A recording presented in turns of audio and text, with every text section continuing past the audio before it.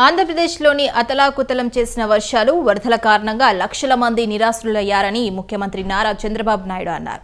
బాధితులను ఆదుకోవటానికి అందరం కలిసి ఉద్యమ స్ఫూర్తితో ముందడుగు వేశామని చెప్పారు. వరద బాధితుల సహాయార్థం ప్రజల నుంచి విరాళాలు కావాలని పిలుపునిస్తే ఏకంగా 400 కోట్లు విరాళాలుగా సీఎం సహాయ నిధికి అందించారని చెప్పారు. ఇది నిజంగా ఓ చరిత్ర అని సీఎం హర్షం వ్యక్తం చేశారు.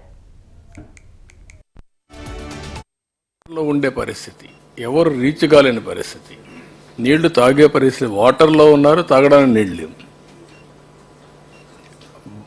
అన్నీ కూడా కలిసిపోయిన పరిస్థితి. కలుషితం అంటే మామూలు కలుషితం కాదు, అది డ్రైన్ వాటర్ రోడ్డు మీదకి వచ్చింది, బాత్రూమ్ వాటర్ రోడ్డు మీదకి వచ్చింది, అక్కడే మోషన్స్ అన్నీ కూడా అన్నమాట. ఆ పరిస్థితికి వచ్చేసాం. దానికోసమే దీన్ని ఏ విధంగా అయితే ఒక రెవల్యూషనరీ మార్పులు వస్తే తప్ప సాధ్యం కాదని వచ్చేసాం.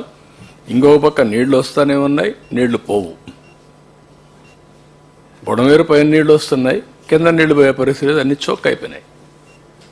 ఇలాంటి పరిస్థితిలో మనం అందరం కూడా ఒక మాటలో చెప్పాలంటే అన్ని విధాల లెక్క పెట్టుకోకుండా నేను బురద నీళ్లు దిగినప్పుడు మీరు దిగడం, పబ్లిక్ దిగడం, అందరం కూడా పనిచేసాం. దానివల్ల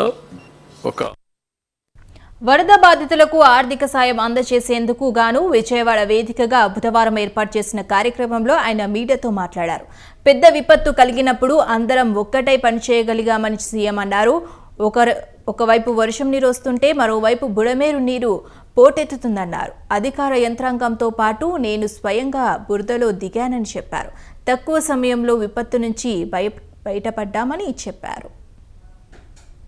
ఫేజ్ 1లో ఆ నామ్స్ కూడా నేను అవన్నీ ఉన్నాయి చెప్తాను, అవి ఇస్తున్నాం. కానీ లాస్ట్ మైల్కి రీచ్ అవుతామని చెప్పినప్పుడు ఇంకా కొన్ని ఒమిషన్స్ కానీ మిస్టేక్స్ కానీ చిన్న ఉంటాయి. ఇంత పెద్ద జరిగినప్పుడు దాన్ని కరెక్ట్ చేయడానికి ఒకసారి మళ్ళీ మనం మాట్లాడుకొని అవి కరెక్ట్ చేయడానికి వచ్చాం. ఇక్కడికి మనము చేసిన ఎఫర్ట్తో బ్రహ్మాండంగా స్పందించారు రాష్ట్రం మొత్తం. నెవర్ ఇన్ ది హిస్టరీ ఏ స్టేట్లో కూడా జరిగి ఉండదు.